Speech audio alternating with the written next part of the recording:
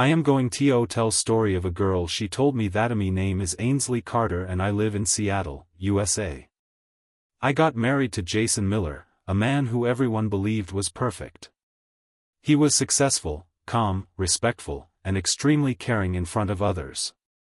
When I first met him, he made me feel safe in a way I had never felt before.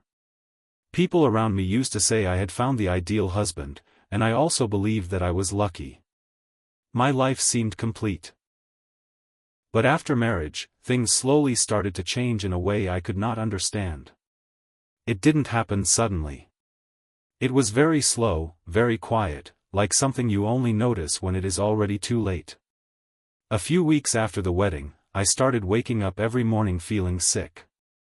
At first it was mild nausea, then dizziness, and sometimes I would vomit without warning. I thought it was stress, maybe change of environment or new routine. But days turned into weeks, and my condition kept getting worse. I visited hospitals in Seattle again and again. I went through blood tests, scans, allergy tests, even full-body checkups. Every report came back normal. Doctors said there was nothing wrong with me physically. Some said it could be stress or emotional pressure. But I knew deep inside that something was not normal. My body was clearly reacting to something, but no one could find the reason. Jason always acted like a caring husband. He would ask me gently how I was feeling, bring me food or medicine, and sit beside me when I was weak. But sometimes, when he thought I wasn't looking, I noticed him watching me silently. Not in a loving way, but in a way that felt observant, like he was studying something. The only thing that never changed was a gold necklace he gave me on our wedding day. He placed it around my neck himself and said, "This is very special. I want you to wear it always. Never take it off." At that time, it felt romantic, like a symbol of love and connection. I trusted him completely, so I never removed it. I wore it every day, even while sleeping and bathing. But my health kept getting worse. After almost 3 months, I had become very weak. I had no energy, no strength, and I felt like my body was slowly shutting down. One morning, I could barely stand. I rushed to the bathroom, and Jason called out asking if I was okay. I forced myself to say it was just a stomach bug, but deep inside I knew it was something serious. Finally, I decided to go to the hospital again, even though I had no hope left.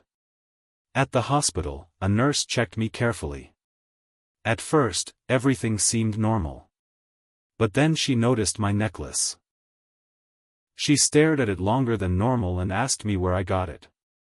When I told her it was my husband's gift, her expression changed immediately. She became very serious and asked me to stay calm. Later, when no one was around, she quietly warned me that she had seen similar cases before during medical training. She said there are rare situations where jewelry can be modified with hidden compartments that slowly release harmful substances over time. She told me not to panic but to remove the necklace carefully and get it tested without telling my husband. Her words hit me like ice. I suddenly started questioning everything. My mind was confused because I never imagined something like this could even exist. I left the hospital feeling scared and confused. I couldn't go home like that, so I went to a small jewelry shop far from my area. An old jeweler carefully examined my necklace under a magnifying glass. After a few minutes, his expression changed completely. He showed me a very tiny hidden opening inside the pendant. He said it was not normal damage. It looked intentionally designed. He told me something inside had been placed there and was leaking slowly. He strongly recommended lab testing. My hand started shaking badly. That necklace had been on my skin every single day for months. I went home in a daze. Jason was already there. The moment he saw me, his eyes immediately went to my neck. He asked, "Where is your necklace?" My heart started racing. I panicked and said I lost it at the hospital. For a moment, he stayed silent, then smiled slightly, but it didn't feel real. Something in his behavior changed that night. He became quiet, distant, and unusual. The next morning, when Jason left for work, I couldn't stop thinking. I felt like I needed answers no matter what. I secretly went into his office. There was a locked drawer I had never paid attention to before. I forced it open. Inside, I found medical reports and files belonging to a woman named Miranda Hale. She was Jason's first wife. My hands started shaking as I read further. There were hospital records, toxicology reports, and a death certificate. The cause of death was listed as poisoning. The timeline of her illness was almost identical to mine. I felt my entire world collapse in that moment. It wasn't just coincidence anymore.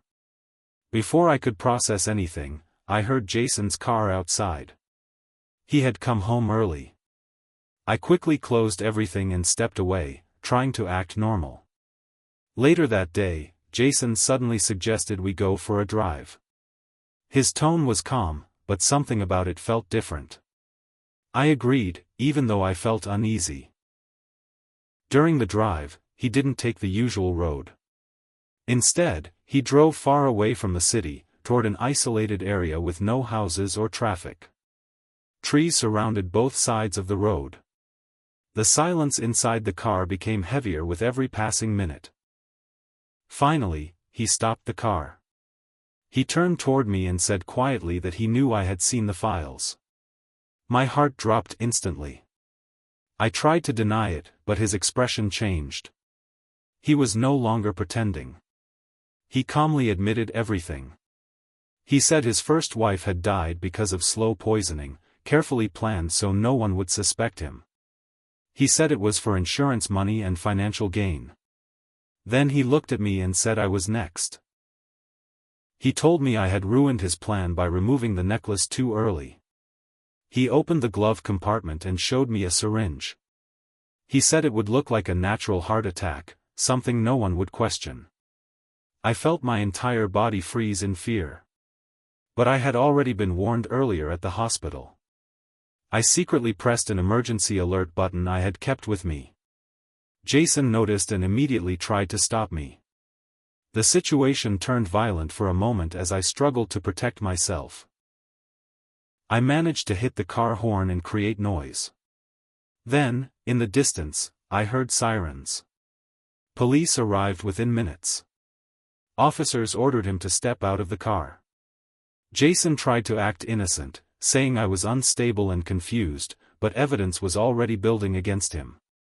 The syringe, the medical files, and later digital proof from his phone all connected him to everything. He was arrested on the spot. Later investigations confirmed the truth. His first wife had also been poisoned in the same way, and he had been planning to do the same with me using the necklace as a slow method. After that day, my life completely changed. I left that city and started over somewhere else. I went through therapy to recover from everything I had experienced. Slowly, I learned to live again, but I was never the same person. The nurse who had warned me earlier became someone I stayed in touch with. She told me she had lost someone close in a similar way. Which is why she recognized the danger immediately. With time, I understood something very important. Sometimes danger does not look like danger at all. It can come in the form of trust, love, and people who seem closest to us. That is why it is important to notice small warning signs, listen to our instincts, and never ignore what our body or mind is trying to tell us. Moral lesson: never ignore repeated health issues or unusual behavior in close relationships. Awareness and timely action can protect a life. Trust is important, but blind trust without awareness can be dangerous.